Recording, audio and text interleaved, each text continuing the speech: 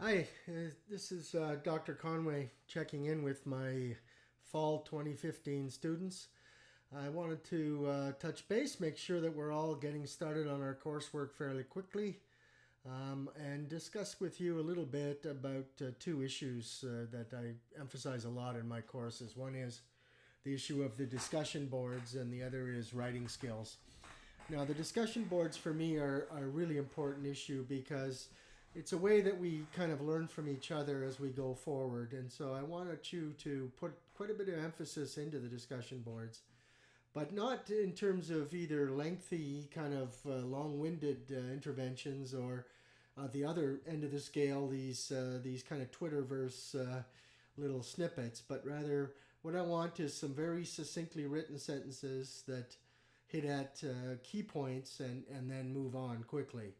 By that I mean you should be either adding new value to the discussion, or you should be commenting either critically or additively to another student's contribution.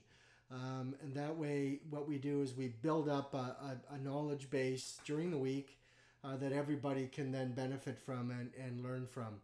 And so it's important that you chip away at that discussion board every week. And I know that's going to be a chunk of work for people. But at the end of the day, I think you'll find that at the end of the term, you'll look back and say, yeah, that was kind of a consistent demand that I had to deal with. But I learned a heck of a lot from that during the term. I learned a lot from my students and from the professor's comments on our comment board, which I will do periodically via these videos.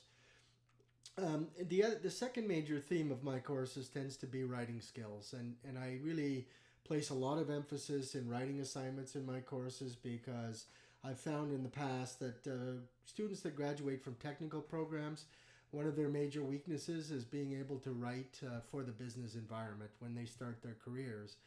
And so I'm going to be putting a lot of emphasis during the term on the writing of briefing note style documents. Not, and that's going to move you away from the kind of the thesis kind of approach that you've been used to in an academic setting, where you kind of lay out a thesis and write an essay that addresses sort of all the major themes of that topic and so forth, which is perfectly legitimate.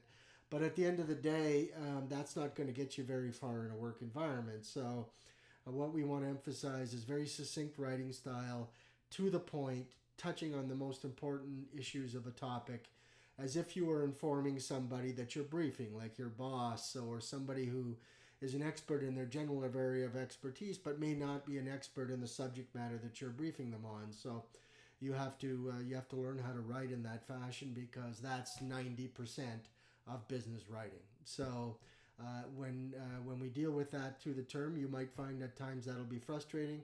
You might find at times that I'll be critical, and I'll come back with a video responding in general, no names mentioned, on writing assignment results. But at the end of the day, I think you will look back on that and you will say, this was very, very useful for me when you start your career. You'll find that you'll be well ahead of a lot of other young workers or young employees who maybe never learned how to write in a proper briefing note style.